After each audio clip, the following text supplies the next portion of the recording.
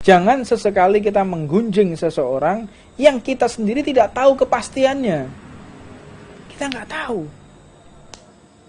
Ini zaman orang yang sudah suka mempropaganda, kasih bumbu masak, dikasih penyedap, dikasih bawang, dikasih garam ya. Gimana caranya gosip ini, goreng-goreng terus ya.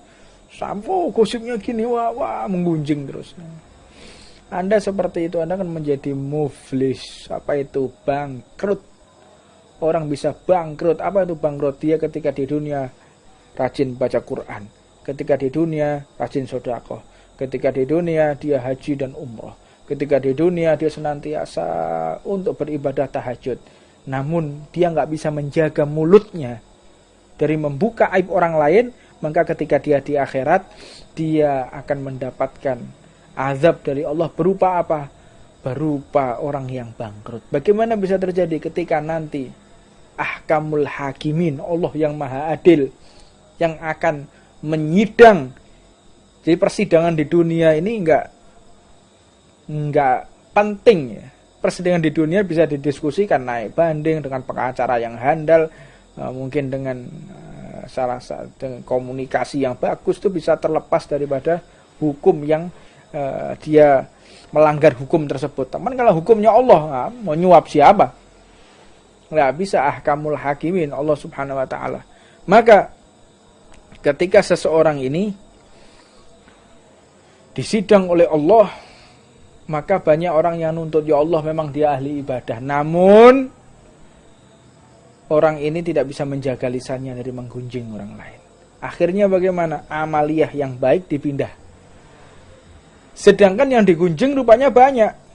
Yang digunjing banyak. Datang lagi orang, ya Allah orang ini juga sering menggunjing aku melakukan maksiat. Orang kalau yang namanya benar-benar melaksanakan, ada orang mabuk, kita katakan mabuk, orang itu loh mabuk. Kita kan buka aibnya kan. Orang itu loh mabuk, kita buka aibnya. Itu namanya ghibah. Ghibah, buka aibnya orang lain. Kalau seseorang tidak melaksanakan, dituduh melaksanakan, namanya buhtan. Fitnah, kalau bahasanya kita fitnah, sedangkan fitnah itu adalah ujian. Fitnah itu aslinya adalah ujian. Saya difitnah ya, buhtan. Jadi orang yang suka memfitnah seseorang, buhtan. Naudzubillah min dzalik. Kalau memang dikerjakan namanya ghibah. Nah, akhirnya banyak orang yang nuntut sampai akhirnya amaliyahnya habis. Amaliyahnya habis, banyak orang yang nuntut lagi. Bagaimana? Dosanya dipindah oleh Allah, transfer. Dan yang lebih mengerikan lagi, orang tidak akan pernah mati kecuali melakukan dosa yang sama ketika membuka aib. Orang itu loh suka mabuk, Allah tidak izinkan orang itu mati kecuali melakukan dosa yang sama. Orang itu loh katanya zina ya, maka tidak akan pernah bisa mati kecuali dia zina dulu baru dia bisa mati. Makanya jangan macam-macam kita menggunakan lisan ini untuk mendiskusikan aib orang lain. Faliyatubillah min dzalik. Naudzubillah min dzalik. Untuknya kita tidak usah ikut serta kalau ada orang datang ke rumah kita membawa kabar tentang masalah aib fulan, stop. Mohon maaf. Terutama yang nisa, yang perempuan, itu harus tegas. Kalau ada tetangga, kalau ada teman datang kusak-kusuk, katanya ini pacarannya ini ya, ini katanya janjian, ada apa? Mendiskusikan aib orang itu katanya ini, mendiskusikan kejelekan orang lain. Berarti Anda telah membawa laknat di dalam rumah. Rumah sudah disedekahi, rumah sudah dibacain Quran, dibacain rotib, baca Yasin, baca maulid di rumahnya, baca burdah lagi. Tapi ada orang datang menggunjing, dia terima, ya hilang semua ini barokahnya. Barokahnya hilang semua. Makanya kalau ada orang datang, Bu, mohon maaf ya, dosa saya banyak dan belum tentu saya ini wafat dalam husnul khotimah, belum tentu. Jadi ibu jangan menceritakan Mbak Jangan menceritakan tentang masalah orang lain, Thomas. Tidak usah menceritakan aib orang lain, karena aib yang paling besar itu saya yang punya. Jangan ya, tolong jangan menceritakan. Karena apa? Kalau kita menceritakan aib orang lain di dalam rumah, rumah itu akan panas. Rumah itu akan panas, situasi rumah itu akan menjadi konflik, ya, sering konflik, panas, gak kerasan di rumah. Karena baiti jannati, kata Rasulullah. Rumahku adalah surga. Karena apa? Rumahnya Rasulullah gak pernah dibuat ghibah. Rumahnya Rasulullah gak pernah dibuat maksiat. Rumahnya Rasulullah tidak kenal dengan musik-musik yang haram. Rumahnya Rasulullah gak pernah digunakan untuk maksiat kepada Allah. Baiti jadi surga rumahnya, jadi tempat perlindungan. Namun kalau sudah rumah, putar televisi, waktunya azan gak ngerti matikan, apalagi maghrib dan isya tetap menyala televisinya. Yang ditonton adalah telenovela, lagi caci maki, lagi pacaran, apalagi lagi zina. Lihat film lagi zina. Apa ini? Anda membawa laknat ke dalam rumah dengan berbentuk televisi itu, mata dajjal TV itu. Ya. Kotak 1 ya. Dajjal matanya berapa? 1. Itu namanya dajjal, itu masuk di dalam rumah masing-masing. Saya akan masuki rumah kalian satu persatu. Apa maknanya? Yaitu televisi itu, mata dajjal itu. Ya, televisi itu seperti gelas. TV itu seperti gelas, tergantung kita menuangnya dengan apa. Kalau kita tuang khamr ya jadinya haram. Kalau kita tuangnya jus ya jadi lezat. Kalau kita tuangnya vitamin ya jadi sehat. Tergantung kita tuang apa yang gelas tersebut. Kita putar, kita gunakan untuk apa. Nah, walhasil Rasulullah Shallallahu Alaihi Wasallam telah menggambarkan bagaimana detik-detik akhir zaman ini di dalam kitabnya Asratu Alamatis Sa'ah. Asratu Alamatis Sa'ah, 10 perkara yang tanda-tanda hari kiamat, di antaranya adalah wafatnya Rasulullah itu adalah tanda besar. Tanda besar hari kiamat itu wafatnya Rasulullah. Udah, alamatul kibar. Salah satu tanda besar mau kiamat wafatnya Rasulullah 1400 tahun, 1500 tahun yang lalu. Itu sudah tanda besar hari kiamat. Dan bagaimana Dajjal itu? Dajjal itu pernah ditemui oleh salah satu sahabat Rasulullah Shallallahu Alaihi Wasallam. Ketika beliau terombang-ambing di dalam satu pulau, kalau mungkin pulau terkenal namanya Pulau Segitiga Bermuda. Disitulah tempat tinggalnya Dajjal. Nah, mungkin di daerah Siberia atau mungkin di daerah laut lepas itu ya. Itu ada pulau yang bentuknya air lautnya itu ada di atas, sedangkan pulaunya di bawah, begini bentuknya. Karena gaya gravitasi yang tepat, titik gaya gravitasi buminya tepat, sehingga pulau tersebut itu bisa terlindungi dari genangan air. Air itu kan bisa jatuh karena apa? Karena ada gravitasi. Dan gravitasinya itu tepat di titik tersebut. Wallahu a'lam. Ini ada beberapa orang yang menceritakan demikian. Walhasil akhirnya ketika sahabat ini terdampar di satu pulau, ketika terdampar beliau bertemu dengan sesosok makhluk yang bulunya itu sampai menutupi mata, menutupi mulut, badannya bulu semua. Bulu semua, satu badan itu bulu semua. Tangan-tangannya semua bulu semua, tertutup. Kalau mau ngomong, buka dulu gini. Kalau mau ngelihat dibuka gini dia. Siapa engkau? Ana al-jasasah. Aku Jud wa Ma'jud. Jud wa Ma'jud itu diriwayatkan nanti kalau dia keluar, dia akan makan semuanya. Pohon dimakan, tembok dimakan, air laut diminum, pasir laut dimakan, aspal dimakan sama dia. Apa sih maknanya? Koruptor loh. Kalau kita mau definisikan koruptor, aspal dipangan, ya tembok ya dipangan, ya pasir laut juga dimakan, digali pasir lautnya, dijual ke negara lain untuk memperbesar wilayah negara lain. Tuh sampai kayak gitu loh. Gali pasir dijual ke negara orang lain untuk melebarkan wilayah. Ada berapa pulau tuh yang diambil untuk memperlebar wilayah. Sampai kayak begitu. Ya mungkin itu tentara-tentara Jud wa Ma'jud, para koruptor. Tembok aja dimakan sama dia. Temboknya dimakan, aspal dimakan, kawat dimakan, kelihatan besi dimakan. Para koruptor. Waliyadzubillah min dzalik. Ini katakan, siapa engkau? Kalau kau ingin tahu aku siapa, itu berangkatlah engkau ke kuil itu. Ke kuil itu engkau ke sana. Jalan akhirnya. Siapa yang ada dalam kamu tanya aja. Orang dalam kuil itu adalah kepala kami. Ketua kami. Maka akhirnya beliau pun, sahabatnya Rasulullah ini menuju ke kuil. Ketika menuju ke kuil, dan ini pun disampaikan oleh Rasulullah ketika dalam satu khutbahnya. Nabi Muhammad menyampaikan cerita ini.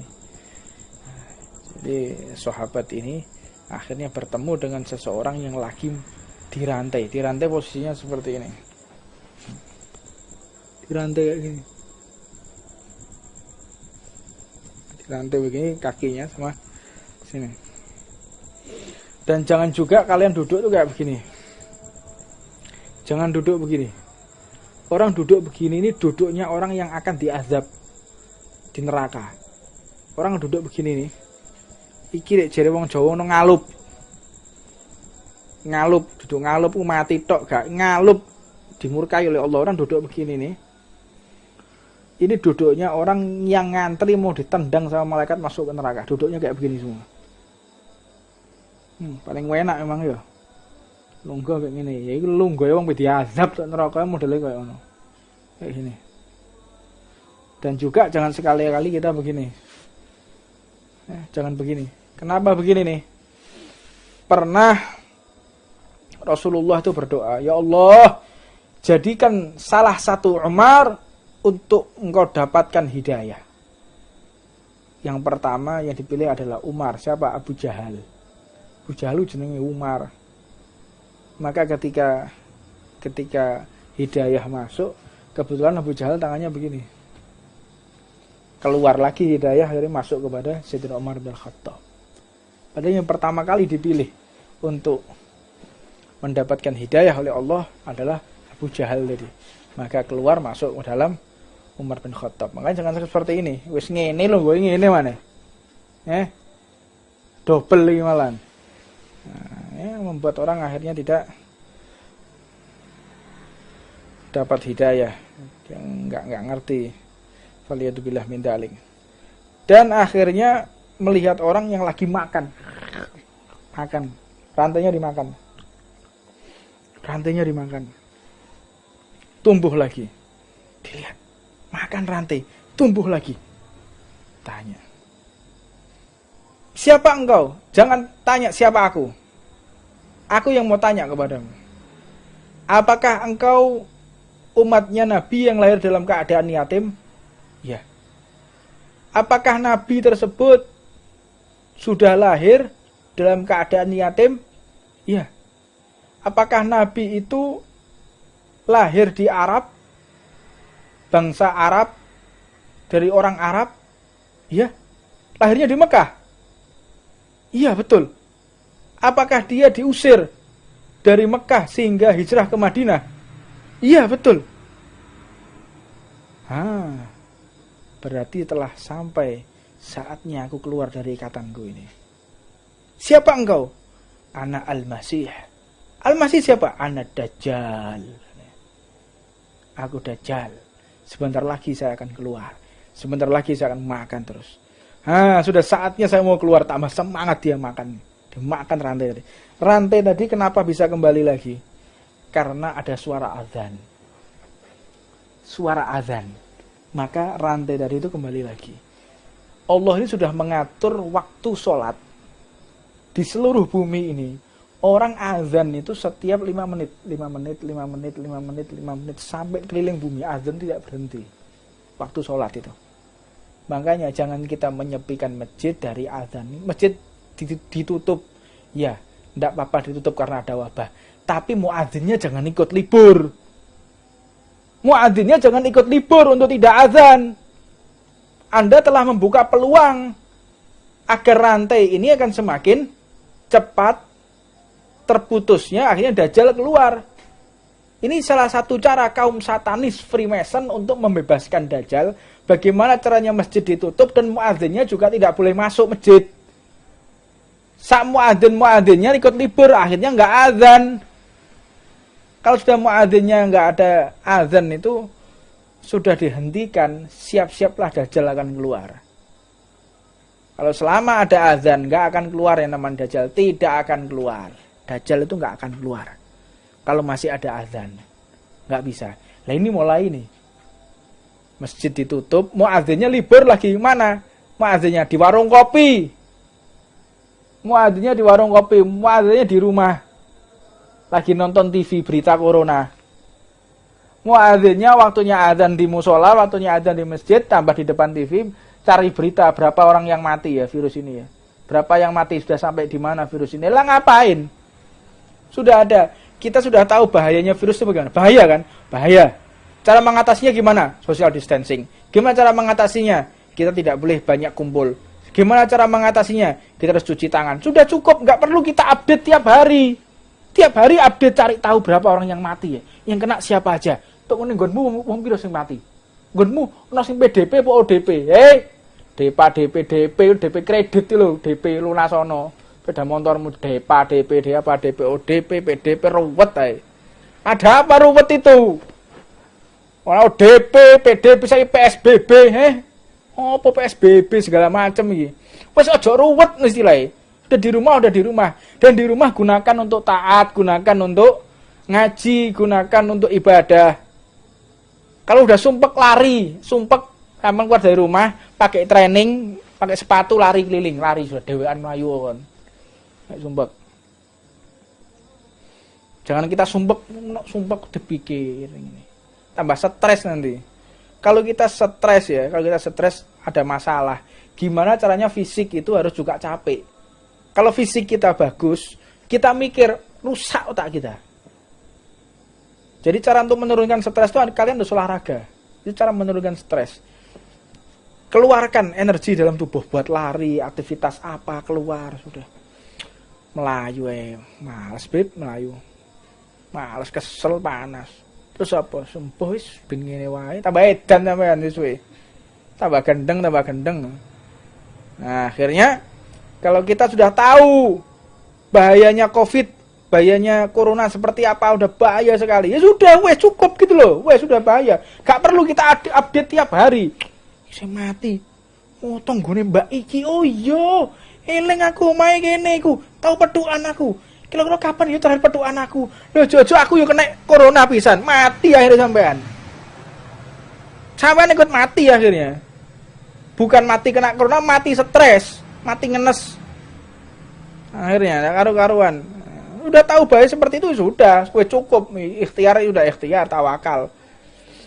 Dan jangan meremehkan juga ya, jangan meremehkan. Penyakit, ini penyakit yang penting kita itu umatnya Rasulullah doa baca rotib aman gudulmu ngono aman yo.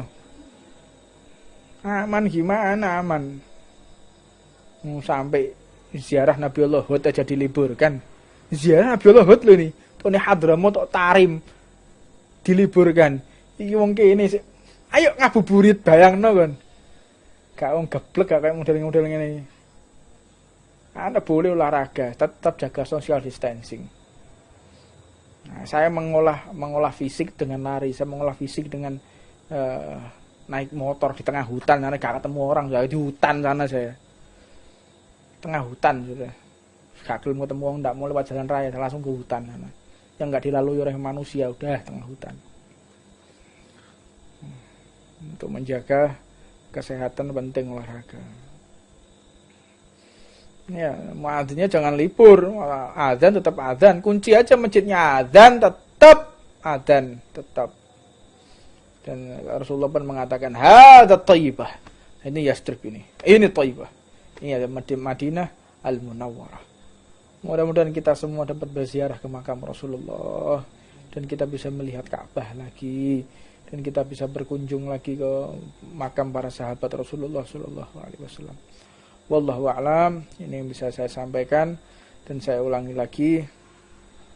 Bila ada pertanyaan, tulis ke 0857325594 kali. Insya Allah saya akan ulas. Ada pertanyaan, insya Allah saya akan ulas di situ di 0857325594 kali. Dan pertanyaan yang berbobot yang akan saya jawab. Pertanyaan yang nggak jelas nggak akan saya jawab. Ya. Langsung saya hapus saja. Kalau mau tanya sesuatu yang berbobot, pasti insya Allah saya akan jawab. Udah tanyanya Assalamualaikum Bib. Yang bilang Assalamualaikum Bib ini orang 1000. Piye? Waalaikumsalam, waalaikumsalam, waalaikumsalam. Ngapal jempolanku ya ini. Sombong ya. Sekarang sudah terkenal sombong. Ono sing ngono bereng jare. Apa sih wong iki? Iki waras kok gak wong iki. Mentang-mentang sekarang sudah dikenal banyak orang. Sodron. Sodron ya. Bilangnya tuh ojo kadrun. Kadrun itu kadal gurun itu istilah PKI. Kadrun itu istilah PKI ketika ingin membunuh para kiai, namanya kadrun. Kadrun itu istilah PKI zaman tahun 60-an tuh, dipopulerkan. Kadrun, berarti sasaran mau dibunuh sama PKI. PKI julukinya menjadi kadrun, kadal gurun, habaib, kiai yang mau dibunuh maka dipanggil kadrun, sudah diintai. Nah, kita jangan ikut-ikutan. Kadrun, sodron, ganti sodron, cok kadrun. Kadrun itu istilah PKI tahun 60-an ketika mau membunuh habaib, mau membunuh kiai. Namanya kadrun. Buka sejarah tahu. Oh iya. Kalau ada sesuatu yang baru itu ya. Kalau ada sesuatu yang baru, apa yo kadrun? Cari dulu dari mana ini asalnya ini. Kalau kadrun. Ternyata ini istilah daerah tahun 60-an digunakan oleh PKI ketika ingin membunuh para kiai, para habaib, para ustadz, guru agama, guru ngaji, mau dibunuh dengan kata-kata kadrun tadi, kadal gurun namanya. Nah, hati-hati, kadal gurun itu apa? Orang yang membawa risalah Rasulullah Sallallahu Alaihi Wasallam. Nah, hati-hati ya. Nah, ini sengaja melok-melokan. Istilah-istilah orang sekarang ini misinya udah misi pelengkap. Tinggal tunggu waktu aja mau membunuh kami para habaib ini. Wallahu a'lam. Ini bisa saya sampaikan, soal manfaatnya buat kita semua. Rabbana atina fid dunya hasanah fil akhirati hasanah wa qina adzabannar. Wa 'alaman masyaykhana wa ahibana Muhammad sallallahu alaihi wasallam wa 'alaman habibana Jamal bin Tawfiq wa ba'd wa 'alaman ahsir mahrim sallallahu alaihi wasallam. Wa jami'ul lisan wal mu'allif. Wa ila hadratin Nabi Muhammad sallallahu alaihi wasallam sirul Fatihah. Bismillahirrahmanirrahim. Amin. Jangan dibagikan jaine kanok gelase. Gawe masker. Social distancing, ngombe kopi bareng, padha gobloke iki jareku. Sama gilanya.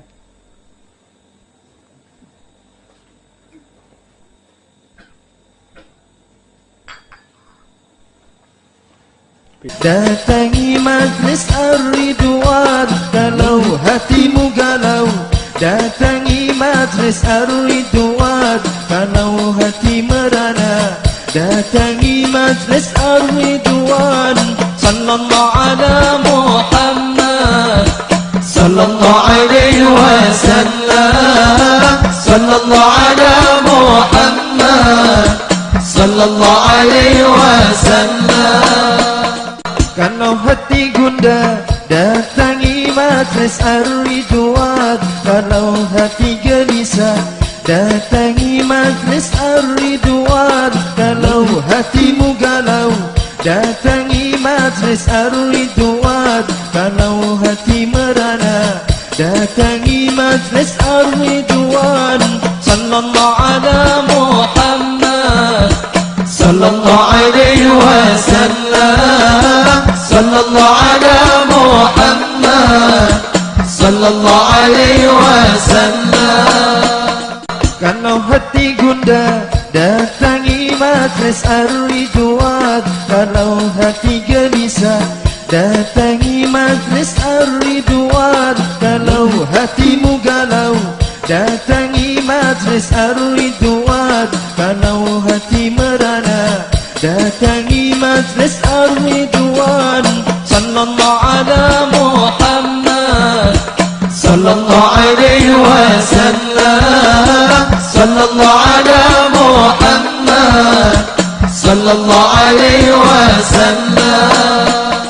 Kalau hati gundah datangi majlis Ar-Ridwan. Kalau hati gelisah datangi majlis Ar-Ridwan. Kalau hatimu galau datangi majlis Ar-Ridwan. Kalau hati merana datangi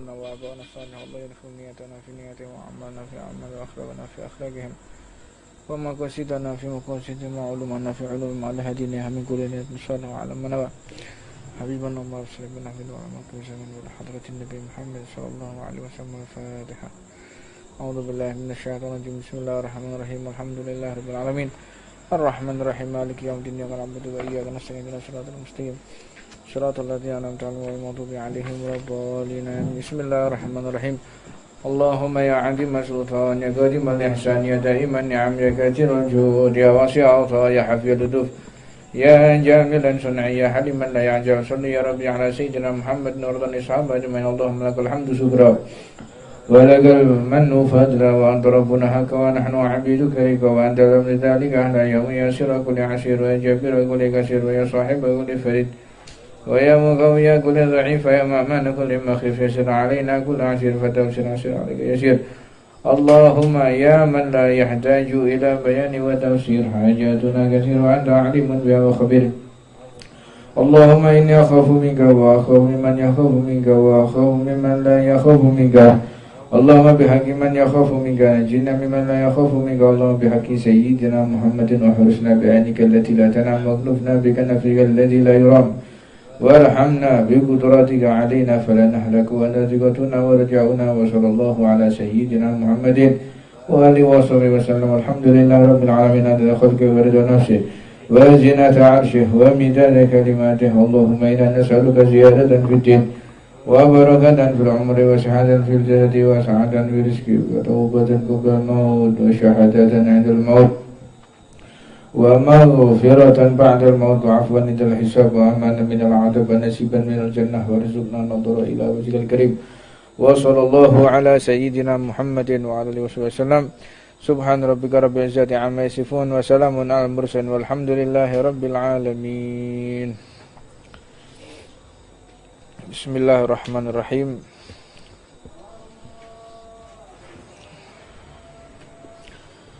Alhamdulillah mahmudil hamid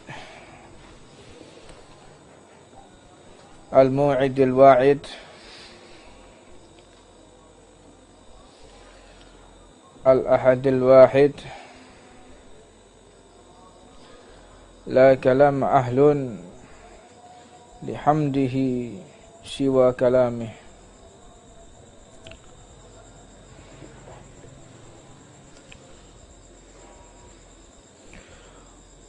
Wala sa'ada illa ma'a ahli salamih.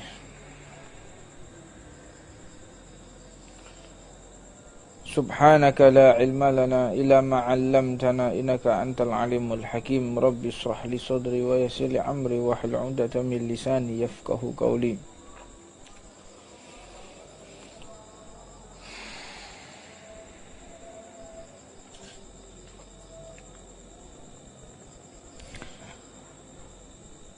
Wa bihamdan khassana bi Muhammadin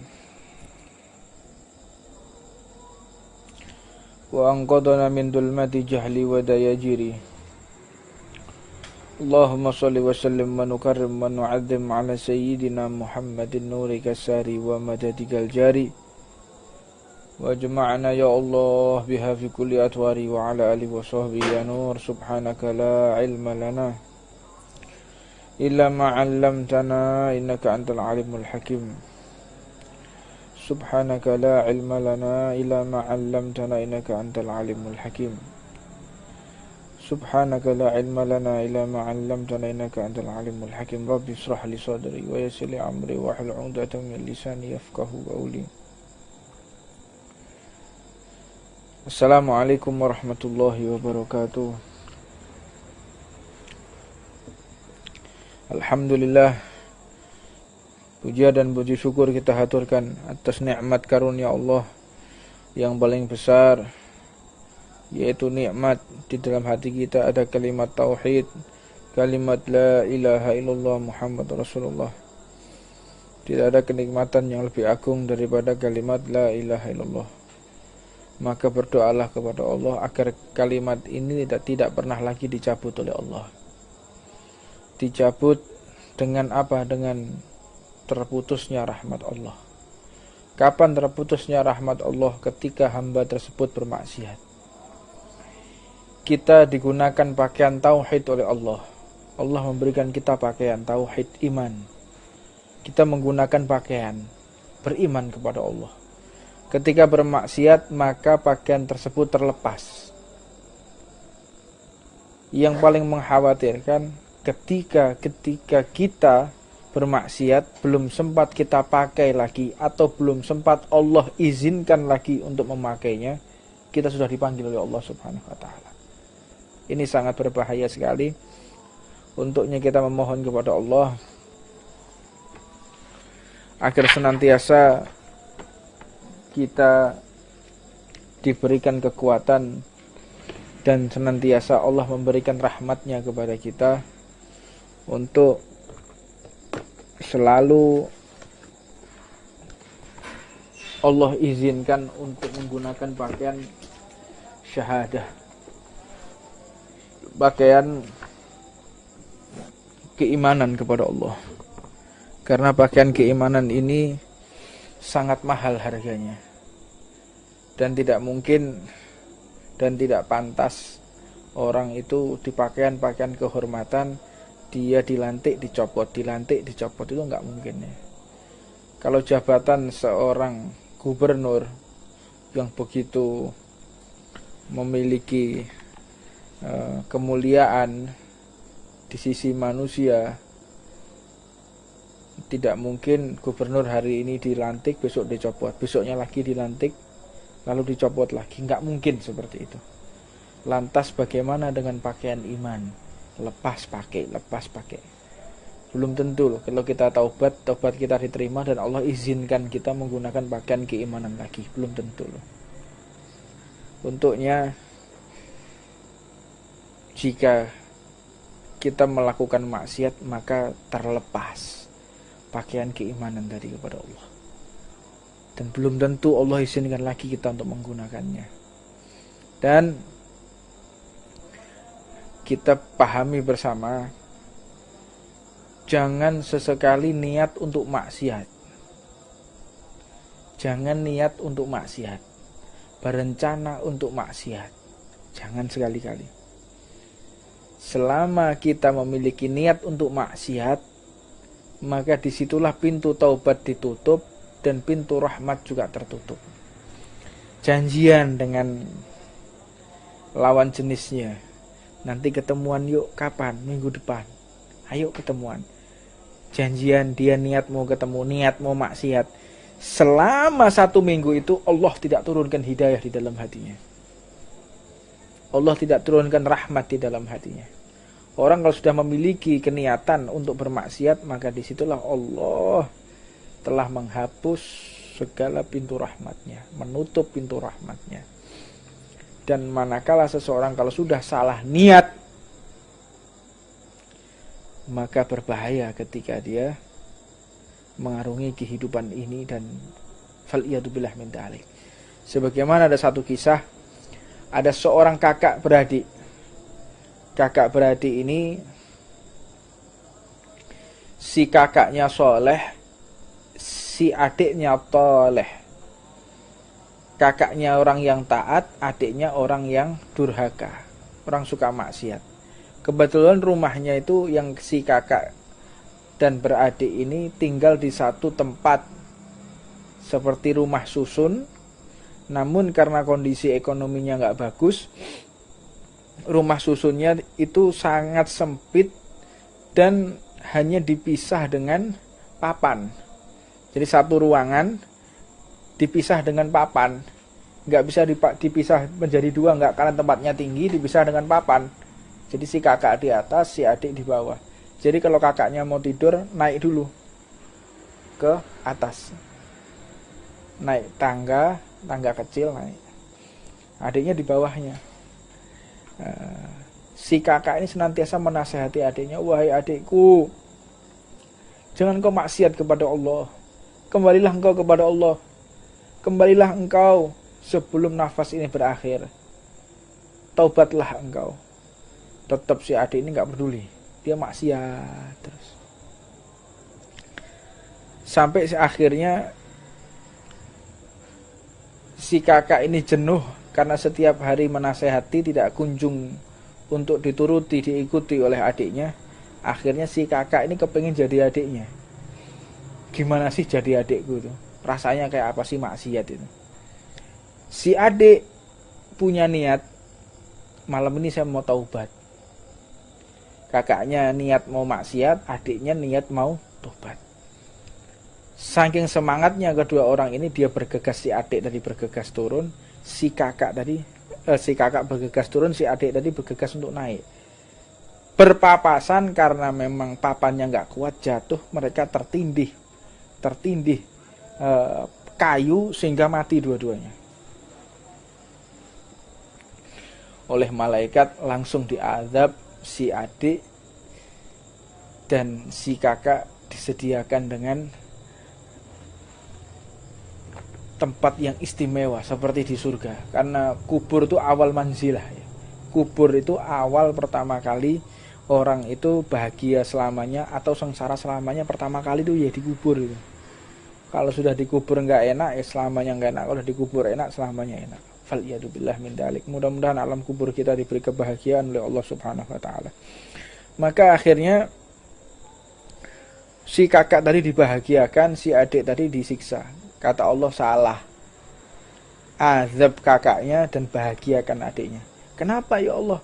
Bukankah si kakak ini senantiasa taat kepadamu sedangkan adik ini maksiat? Ya, karena detik-detik terakhir kakaknya niat maksiat, adiknya niat taubat, maka dibalik amaliyahnya oleh Allah Subhanahu Wa Taala. Maka berhati-hatilah ketika kita niat. Makanya niatu mu'min khairun min amalih. Niatnya orang yang beriman itu lebih afdol, lebih mulia daripada pekerjaannya, amaliyahnya. Niat, kenapa niat dikatakan lebih afdol? Karena niat itu pasti ikhlas. Niat itu pasti sungguh-sungguh. Kalau beramal, mengamalkannya, amaliyahnya belum tentu ikhlas. Orang kalau udah niat, saya niat sedekah, insya Allah ikhlas. Ada ndak orang niat terus ndak ikhlas? Kalau cuma niat aja ya insya Allah ikhlas lah. Kecuali kalau orang mungkin udah kelainan ya, wallahu a'lam. Orang kalau udah niat, saya insya Allah kalau ada rezeki saya mau sedekah. Niat tok kok, namanya niat, pasti ikhlas. Nah, kalau beramal belum tentu ikhlas, mungkin ujub, mungkin dia mau pamer, mungkin dia ada bangga diri. Nah, ini bisa terjadi penolakan di dalam amal. Karena Allah tidak menerima amal seseorang kecuali dengan hanya yang ikhlas. Kalau kita nggak ikhlas, percuma kita beramal sebanyak apapun, tetap ditolak oleh Allah. Bahkan di dalam hadis sahih diceritakan Allah itu menolak semua amal yang ada tendensi terhadap manusia, ditolak oleh Allah. Dan banyak seseorang itu tidak beramal, cuman memiliki amal orang yang dia nggak punya uang, cuman dia punya niat sedekah, dia niat bangun masjid, dia niat bangun pondok pesantren, belum terlaksana, dia sudah meninggal, maka dia wafat dalam keadaan sudah mengamalkan. Ini khusus yang untuk umat Nabi Muhammad. Umatnya Rasulullah itu sebelum dia mengerjakan sudah dicatat dulu oleh Allah. Ya Allah, mudah-mudahan saya punya rezeki, saya bisa sedekah. Anda cuma niat saja, belum Anda kerjakan, sudah ditulis baik, sudah ditulis mengamalkan oleh Allah, meskipun nggak mengerjakan. Itu umatnya Rasulullah. Sedangkan umat terdahulu tidak, sudah mengerjakan, ditunggu dulu 10 tahun, 10 tahun masih dalam keadaan ikhlas, baru dicatat oleh malaikat. Itu hebatnya umat Nabi Muhammad Sallallahu Alaihi Wasallam. Nah, adapun mereka yang maksiat, tidak ditulis dulu oleh Allah, ditunggu 1 kali 24 jam. Dia taubat enggak? Kalau dia enggak taubat, ditunggu lagi sampai hari Senin atau Kamis. Karena hari Senin dan Kamis itu kenapa disunahkan untuk berpuasa? Karena Senin dan Kamis diserahkan catatan amal oleh Raqib dan Atid kepada Allah Subhanahu wa taala. Makanya kalau kita puasa Senin Kamis tujuannya agar kita bisa memohon ampun kepada Allah, disodorkan ini amaliyahnya, ini rapotnya ya Allah. Tapi dia sekarang dalam keadaan berpuasa, insya Allah diampuni oleh Allah. Maka fungsinya daripada puasa Senin dan Kamis seperti itu. Nah, seseorang yang punya niat jelek ya, maka disitulah dia akan terus-menerus mendapatkan siksa batin. Orang udah punya niat jelek, pikiran jelek, dia setiap hari mendapatkan siksa batin dari siapa? Dari dirinya sendiri. Orang kalau udah punya pikiran jelek, kemanapun dia akan merasa terancam, kemanapun dia akan merasa sakit hati. Lihat temennya punya rezeki, sakit hati dia. Lihat temennya punya motor baru, sakit hati dia. Orang kalau sakit hati atas rezeki orang lain, berarti dia protes atas keputusan Allah. Orang kalau sakit hati atas rezeki orang lain, nasib orang lain yang baik, dia nggak terima. Kok bisa ya orang ini kok mendapatkan rezeki? Kok bisa ya orang ini kok dapat penghasilan yang banyak? Dari mana itu? Dia seolah-olah tidak puas dengan keputusan Allah. Maka orang tersebut termasuk daripada orang yang tidak sepakat atau tidak mau menerima keputusan Allah. Naudzubillah min dzalik. Dan orang yang seperti itu dia akan tersiksa terus. Tersiksa setiap hari akan tersiksa. Nah, lihat tetangganya beli HP baru, wah sakit hati dia. Beli motor, wah tambah sakit hati. Beli mobil, wah bisa kejang-kejang ya. Apalagi kalau sudah ketemu tetangga janda kembang. Tetangganya itu janda kembang, janda cantik. Ya, janda cantik. Terus nggak kerja, tapi mobilnya bagus. Nah, ini ada satu kisah ya, untuk kita ambil hikmah. Ada satu desa itu, ada satu janda kembang, cantiknya luar biasa. Setiap hari ya, setiap hari ada mobil nongkrongi rumahnya dan setiap malam dijemput si janda tadi, diajak keluar.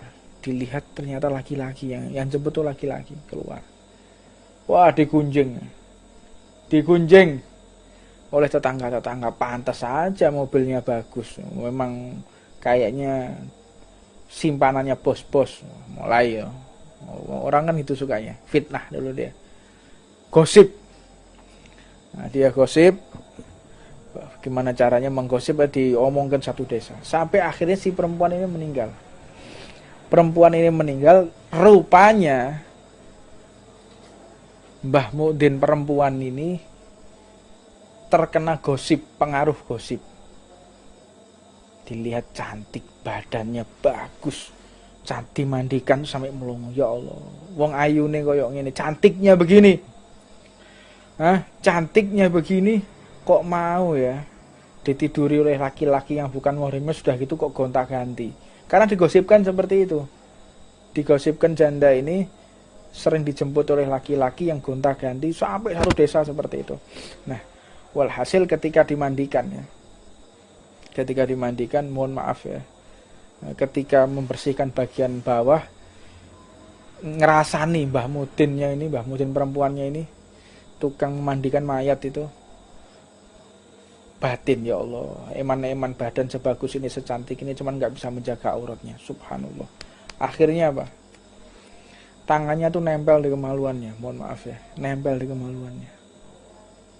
Nempel jadi satu, yang nggak bisa dilepas kecuali harus dipotong. Tangannya harus dipotong. Kalau nggak bisa lepas ini. Akhirnya datang satu dari orang ahli mukasyaf, dia bisa melihat yang gaib. Akhirnya mengatakan, orang ini Mbah Mudin perempuan yang tukang memandikan jenazah ini, dia sudah berprasangka buruk, dan ketika memandikan, engkau memfitnah jenazah ini dengan banyak orang yang telah dia layani dengan zina. Ketahuilah perempuan ini adalah perempuan solihah. Ketika dia keluar, yang jemput itu adalah kakak kandungnya. Karena ditinggal suaminya meninggal dalam keadaan masih muda. Akhirnya dia sering stres di rumah, dijemput oleh keluarganya. Sering keluarganya jemput, dihibur gitu. Tapi kanan kiri tetangganya sudah memvonis bahwa perempuan ini adalah pelaku pezina. Lalu bagaimana solusinya? Harus dicambuk. Orang yang memfitnah dicambuk. Dicambuk si perempuan ini, dicambuk Mbah Mudin yang memandikan jenazah tadi, dicambuk sampai beberapa kali, akhirnya baru bisa lepas. Ini menunjukkan kepada kita, jangan sesekali kita ini memvonis seseorang atau menilai seseorang buruk yang nyata-nyata kita sendiri tidak tahu. Jangan sesekali kita menggunjing seseorang yang kita sendiri tidak tahu kepastiannya. Kita nggak tahu. Ini zaman orang yang sudah suka mempropaganda, kasih bumbu masak, dikasih penyedap, dikasih bawang, dikasih garam ya. Gimana caranya gosip ini, goreng-goreng terus ya. Sampo gosipnya gini, wah menggunjing terus. Anda seperti itu, Anda akan menjadi muflis. Apa itu? Bangkrut. Orang bisa bangkrut. Apa itu bangkrut? Dia ketika di dunia rajin baca Quran, ketika di dunia rajin sedekah, ketika di dunia dia haji dan umrah, ketika di dunia dia senantiasa untuk beribadah tahajud. Namun dia nggak bisa menjaga mulutnya dari membuka aib orang lain, maka ketika dia di akhirat, dia akan mendapatkan azab dari Allah berupa apa? Berupa orang yang bangkrut. Bagaimana bisa terjadi ketika nanti ahkamul hakimin, Allah yang maha adil, yang akan menyidang. Jadi persidangan di dunia ini enggak penting ya. Persidangan di dunia bisa didiskusikan, naik banding dengan pengacara yang handal, mungkin dengan salah satu komunikasi yang bagus, itu bisa terlepas daripada hukum yang dia melanggar hukum tersebut. Teman, kalau hukumnya Allah, mau nyuap siapa? Nggak bisa ahkamul hakimin, Allah subhanahu wa ta'ala. Maka ketika seseorang ini disidang oleh Allah, maka banyak orang yang nuntut, ya Allah memang dia ahli ibadah, namun orang ini tidak bisa menjaga lisannya dari menggunjing orang lain. Akhirnya bagaimana? Amaliyah yang baik dipindah. Sedangkan yang digunjing rupanya banyak. Yang digunjing banyak. Datang lagi orang, ya Allah orang ini juga sering menggunjing aku melakukan maksiat. Orang kalau yang namanya benar-benar melaksanakan, ada orang mabuk, kita katakan mabuk, orang itu loh mabuk. Kita kan buka aibnya kan. Orang itu loh mabuk, kita buka aibnya. Itu namanya ghibah. Ghibah, buka aibnya orang lain. Kalau seseorang tidak melaksanakan, dituduh melaksanakan, namanya buhtan. Fitnah, kalau bahasanya kita fitnah, sedangkan fitnah itu adalah ujian. Fitnah itu aslinya adalah ujian. Saya difitnah ya, buhtan. Jadi orang yang suka memfitnah seseorang, buhtan. Naudzubillah min dzalik. Kalau memang dikerjakan namanya ghibah. Nah, akhirnya banyak orang yang nuntut sampai akhirnya amaliyahnya habis. Amaliyahnya habis, banyak orang yang nuntut lagi, bagaimana? Dosanya dipindah oleh Allah, transfer. Dan yang lebih mengerikan lagi, orang tidak akan pernah mati kecuali melakukan dosa yang sama ketika membuka aib. Orang itu suka mabuk, Allah tidak izinkan orang itu mati kecuali melakukan dosa yang sama. Orang itu katanya zina ya. Maka tidak akan pernah bisa mati kecuali dia zina dulu baru dia bisa mati. Makanya jangan macam-macam kita menggunakan lisan ini untuk mendiskusikan aib orang lain. Faliyatubillah min dzalik. Naudzubillah min dzalik. Untuknya kita tidak usah ikut serta kalau ada orang datang ke rumah kita membawa kabar tentang masalah aib fulan, stop. Mohon maaf. Terutama yang nisa, yang perempuan, itu harus tegas. Kalau ada tetangga, kalau ada teman datang kusak-kusuk, katanya ini pacarannya ini ya. Hah? Ini katanya janjian. Ini ada apa? Mendiskusikan aib orang itu katanya ini. Mendiskusikan kejelekan orang lain. Berarti Anda telah membawa laknat di dalam rumah. Rumah sudah disedekahi, rumah sudah dibacain Quran, dibacain rotib, baca Yasin, baca maulid di rumahnya, baca burdah lagi. Tapi ada orang datang menggunjing, dia terima, ya hilang semua ini barokahnya. Barokahnya hilang semua. Makanya kalau ada orang datang, ada tiga, Bu, mohon maaf ya, dosa saya banyak dan belum tentu saya ini wafat dalam husnul khotimah, belum tentu. Jadi ibu jangan menceritakan Mbak, jangan menceritakan tentang masalah orang lain Thomas, tidak usah menceritakan aib orang lain, karena aib yang paling besar itu saya yang punya. Jangan ya, tolong jangan menceritakan. Karena apa? Kalau kita menceritakan aib orang lain di dalam rumah itu akan panas. Rumah itu akan panas, situasi rumah itu akan menjadi konflik, ya, sering konflik, panas, gak kerasan di rumah. Karena baiti jannati kata Rasulullah. Rumahku adalah surga. Karena apa? Rumahnya Rasulullah nggak pernah dibuat ghibah. Rumahnya Rasulullah nggak pernah dibuat maksiat. Rumahnya Rasulullah tidak kenal dengan musik-musik yang haram. Rumahnya Rasulullah nggak pernah digunakan untuk maksiat kepada Allah. Baiti jadi surga rumahnya, jadi tempat perlindungan. Namun kalau sudah rumah, putar televisi, waktunya azan nggak ngerti matikan, apalagi maghrib dan isya tetap menyala televisinya. Yang ditonton adalah telenovela, lagi caci maki, lagi pacaran, apalagi lagi zina. Lihat film lagi zina. Apa ini?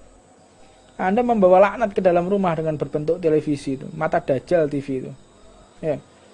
Kotak 1 ya. Dajjal matanya berapa? 1. Itu namanya dajjal, itu masuk di dalam rumah masing-masing. Saya akan masuki rumah kalian satu persatu. Apa maknanya? Yaitu televisi itu mata dajjal itu. Ya, televisi itu seperti gelas.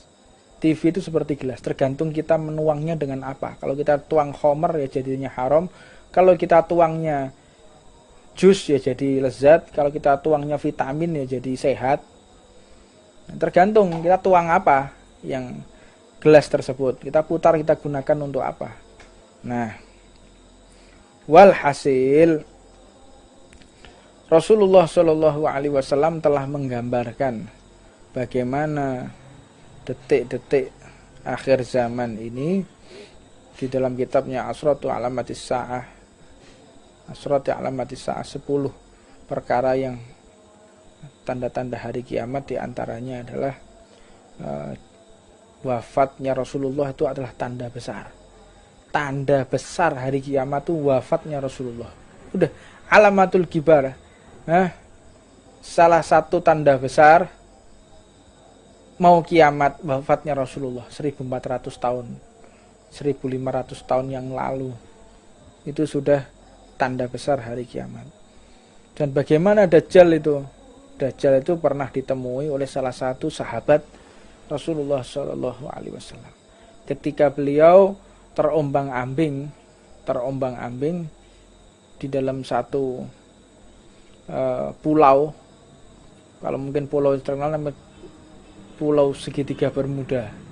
Disitulah tempat tinggalnya Dajjal. Nah, mungkin di daerah Siberia atau mungkin di daerah laut lepas itu ya. Itu ada pulau yang bentuknya air lautnya itu ada di atas, sedangkan pulaunya di bawah, begini bentuknya. Karena gaya gravitasi yang tepat, titik gaya gravitasi buminya tepat, sehingga pulau tersebut itu bisa terlindungi dari genangan air. Air itu kan bisa jatuh karena apa? Karena ada gravitasi. Dan gravitasinya itu tepat di titik tersebut. Wallahu a'lam. Ini ada beberapa orang yang menceritakan demikian. Walhasil akhirnya ketika sahabat ini terdampar di satu pulau, ketika terdampar beliau bertemu dengan sesosok makhluk yang bulunya itu sampai menutupi mata, menutupi mulut, badannya bulu semua. Bulu semua, satu badan itu bulu semua. Tangan-tangannya semua bulu semua, tertutup. Kalau mau ngomong, buka dulu gini. Kalau mau ngelihat dibuka gini dia. Siapa engkau? Ana al-jasasah. Aku Jud wa Ma'jud. Jud wa Ma'jud itu diriwayatkan nanti kalau dia keluar, dia akan makan semuanya. Pohon dimakan, tembok dimakan, air laut diminum, pasir laut dimakan, aspal dimakan sama dia. Apa sih maknanya? Koruptor loh. Kalau kita mau definisikan koruptor, aspal dipangan, ya tembok ya dipangan, ya pasir laut juga dimakan, digali pasir lautnya, dijual ke negara lain untuk memperbesar wilayah negara lain. Tuh sampai kayak gitu loh. Gali pasir dijual ke negara orang lain untuk melebarkan wilayah. Ada berapa pulau tuh yang diambil untuk memperlebar wilayah. Sampai kayak begitu. Ya mungkin itu tentara-tentara Jud wa Ma'jud, para koruptor. Tembok aja dimakan sama dia. Temboknya dimakan, aspal dimakan, kawat dimakan, kelihatan besi dimakan. Nah, para koruptor. Waliyadzubillah min dzalik. Ini katakan, siapa engkau? Kalau kau ingin tahu aku siapa, itu berangkatlah engkau ke kuil itu. Ke kuil itu engkau ke sana. Jalan akhirnya. Siapa yang ada dalam, kamu tanya aja. Orang dalam kuil itu adalah kepala kami. Ketua kami. Maka akhirnya beliau pun, sahabatnya Rasulullah ini menuju ke kuil. Ketika menuju ke kuil, dan ini pun disampaikan oleh Rasulullah ketika dalam satu khutbahnya. Nabi Muhammad menyampaikan cerita ini. Jadi sahabat ini akhirnya bertemu dengan seseorang yang lagi dirantai. Dirantai posisinya seperti ini. Dirantai kayak gini. Dirantai begini kakinya sama sini. Dan jangan juga kalian duduk tuh kayak begini. Jangan duduk begini. Orang duduk begini ini duduknya orang yang akan diazab di neraka. Orang duduk begini nih. Iki lek jare wong Jawa ono ngalup. Ngalup, duduk ngalup mati tok gak ngalup, dimurkai oleh Allah. Orang duduk begini nih. Ini duduknya orang yang ngantri mau ditendang sama malaikat masuk ke neraka. Duduknya kayak begini semua. Paling enak memang ya. Lungguh kayak gini. Ya iku lungguh wong diazab tok neraka modele kayak ngono. Kayak gini. Dan juga jangan sekali-kali kita begini. Jangan begini. Kenapa begini nih? Pernah Rasulullah itu berdoa, ya Allah, jadikan salah satu Umar untuk engkau dapatkan hidayah. Yang pertama yang dipilih adalah Umar. Siapa? Abu Jahal. Abu Jahal jenenge Umar. Maka ketika hidayah masuk, kebetulan Abu Jahal tangannya begini. Keluar lagi hidayah, akhirnya masuk kepada Sayyidina Umar bin Khattab. Padahal yang pertama kali dipilih untuk mendapatkan hidayah oleh Allah adalah Abu Jahal tadi. Maka keluar masuk ke dalam Umar bin Khattab. Makanya jangan seperti ini. Wis ngene lho, gue ngene mana? Double lagi malan. Nah, membuat orang akhirnya tidak dapat hidayah. Yang enggak ngerti. Waliyadzubillah min dzalik. Dan akhirnya melihat orang yang lagi makan, rantainya dimakan, tumbuh lagi, dilihat, makan rantai, tumbuh lagi, tanya, siapa engkau? Jangan tanya siapa aku yang mau tanya kepadamu, apakah engkau umatnya Nabi yang lahir dalam keadaan yatim? Ya. Apakah Nabi tersebut sudah lahir dalam keadaan yatim? Iya. Apakah Nabi itu lahir di Arab? Bangsa Arab? Dari orang Arab? Iya. Lahirnya di Mekah? Iya, betul. Apakah dia diusir dari Mekah sehingga hijrah ke Madinah? Iya, betul. berarti telah sampai saatnya aku keluar dari ikatanku ini. Siapa engkau? Ana Al-Masih. Al-Masih siapa? Ana Dajjal. Aku Dajjal. Sebentar lagi saya akan keluar. Sebentar lagi saya akan makan terus. Sudah saatnya saya mau keluar. Tambah semangat dia makan. Dia makan rantai tadi. Rantai tadi kenapa bisa kembali lagi? Karena ada suara azan. Suara azan. Maka rantai tadi itu kembali lagi. Allah ini sudah mengatur waktu sholat di seluruh bumi ini. Orang azan itu setiap 5 menit, 5 menit, 5 menit, 5 menit, 5 menit sampai keliling bumi. Azan tidak berhenti waktu sholat itu. Makanya jangan kita menyepikan masjid dari azan. Masjid ditutup, ya, tidak apa-apa ditutup karena ada wabah. Tapi muadzinnya jangan ikut libur. Muadzinnya jangan ikut libur untuk tidak azan. Anda telah membuka peluang agar rantai ini akan semakin cepat terputusnya, akhirnya Dajjal keluar. Ini salah satu cara kaum satanis Freemason untuk membebaskan Dajjal. Bagaimana caranya masjid ditutup dan muadzinnya juga tidak boleh masuk masjid. Sak muadzinnya ikut libur, akhirnya nggak azan. Kalau sudah muadzinnya nggak ada azan itu sudah dihentikan, siap-siaplah Dajjal akan keluar. Kalau selama ada azan nggak akan keluar yang namanya Dajjal, tidak akan keluar. Dajjal itu nggak akan keluar. Kalau masih ada azan, nggak bisa. Nah ini mulai nih, masjid ditutup, muadzinnya libur lagi mana? Muadzinnya di warung kopi. Muadzinnya di warung kopi, muadzinnya di rumah. Lagi nonton TV berita corona. Muadzinnya waktunya azan di musola, waktunya azan di masjid, tambah di depan TV, cari berita berapa orang yang mati ya virus ini ya. Berapa yang mati, sudah sampai di mana virus ini. Lah ngapain? Sudah ada. Kita sudah tahu bahayanya virus itu bagaimana. Bahaya kan? Bahaya. Cara mengatasinya gimana? Social distancing. Gimana cara mengatasinya? Kita tidak boleh banyak kumpul. Gimana cara mengatasinya? Kita harus cuci tangan. Sudah cukup, nggak perlu kita update tiap hari. Tiap hari update cari tahu berapa orang yang mati ya. Yang kena siapa aja. Tok ngene nggonmu wong pira sing mati? Nggonmu ana sing PDP apa ODP? DP kredit lho, DP lunasono. Sepeda motormu DP ODP, PDP ruwet ae. Ada apa ruwet itu? Ora ODP, PDP saya PSBB, apa PSBB segala macam iki. Wis aja ruwet istilahe. Udah di rumah. Dan di rumah gunakan untuk taat, gunakan untuk ngaji, gunakan untuk ibadah. Kalau udah sumpek lari, kapan keluar dari rumah, pakai training, pakai sepatu lari keliling, lari sudah dewean melayu kan. Kayak sumpek. Jangan kita sumpek dipikir ini. Tambah stres nanti. Kalau kita stres ada masalah. Gimana caranya fisik itu harus juga capek. Kalau fisik kita bagus, kita mikir rusak otak kita.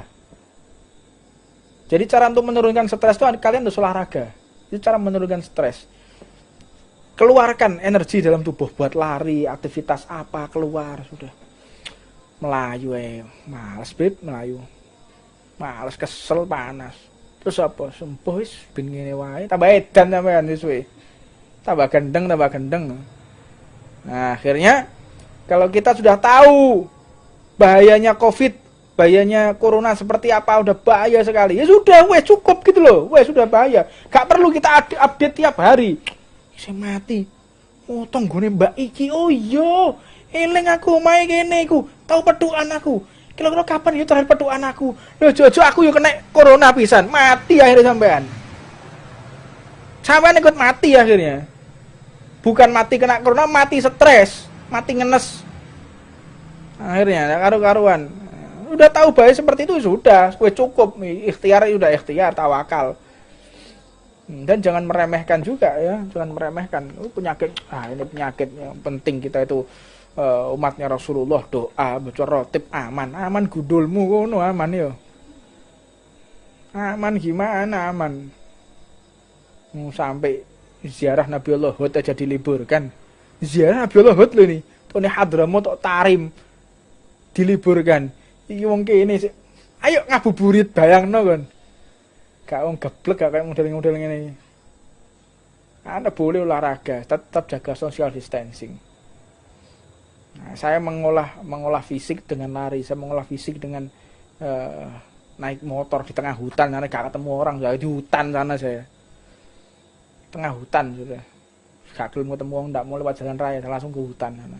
Yang gak dilalui oleh manusia, udah tengah hutan. Untuk menjaga kesehatan penting olahraga. Ya, muadzinnya jangan libur, adzan tetap adzan, kunci aja masjidnya, adzan tetap adzan tetap.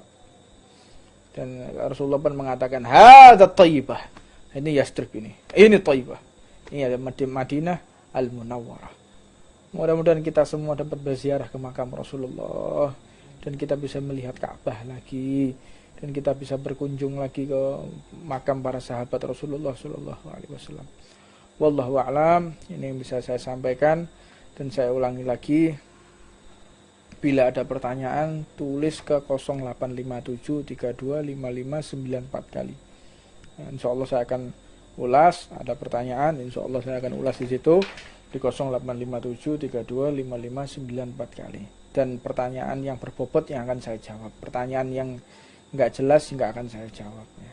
Langsung saya hapus saja. Kalau mau tanya sesuatu yang berbobot pasti insyaallah saya akan jawab. Udah tanyanya assalamualaikum beb. Lah yang bilang assalamualaikum beb ini orang 1000. Piye waalaikumsalam, waalaikumsalam, waalaikumsalam. Ngapal jempolanku ya akhirnya. Sombong ya. Sekarang sudah terkenal sombong. Ono sing ngono bereng jare. Apa sih wong iki waras pokok wong iki. Mentang-mentang sekarang sudah dikenal banyak orang. Drone, sodrun. Sorepon, sodrun ya. Bilangnya tuh ojo kadrun. Kadrun tuh kadal gurun tuh istilah PKI itu. Kadrun tuh istilah PKI ketika ingin membunuh para kiai, namanya kadrun. Kadrun itu istilah PKI zaman tahun 60-an tuh, dipopulerkan. Kadrun, berarti sasaran mau dibunuh sama PKI. PKI julukinya menjadi kadrun, kadal gurun. Habaib, kiai yang mau dibunuh maka dipanggil kadrun, sudah diintai. Nah, kita jangan ikut-ikutan. Kadrun, sodrun, ganti sodrun, cok kadrun. Kadrun itu istilah PKI tahun 60-an ketika mau membunuh habaib, mau membunuh kiai. Namanya kadrun. Buka sejarah tahu. Oh iya. Kalau ada sesuatu yang baru itu ya. Kalau ada sesuatu yang baru, apa yo kadrun? Cari dulu dari mana ini asalnya ini. Kalau kadrun. Ternyata ini istilah di era tahun 60-an digunakan oleh PKI ketika ingin membunuh para kiai, para habaib, para ustadz, guru agama, guru ngaji mau dibunuh dengan kata-kata kadrun tadi, kadal gurun namanya. Hati-hati, kadal gurun itu apa? Orang yang membawa risalah Rasulullah sallallahu alaihi wasallam. Hati-hati ya. Saya ngajak melok-melokan. Ketika istilah orang sekarang ini misinya udah misi pelengkap. Tinggal tunggu waktu aja mau membunuh kami para habaib ini. Wallahu a'lam. Ini bisa saya sampaikan, soal ada manfaatnya buat kita semua. Rabbana atina fid dunya hasanah fil akhirati hasanah wa qina adzabannar. Wa 'alaman masyaykhana wa ahibana Muhammad sallallahu alaihi wa sallam habibana Jamal bin Tawfiq wa ba'd wa 'alaman ahsan mahdim sallallahu alaihi wa sallam wa jami'ul isambal ma'ruf. Wa ila hadratin Nabi Muhammad sallallahu alaihi wasallam sirul Fatihah. Bismillahirrahmanirrahim.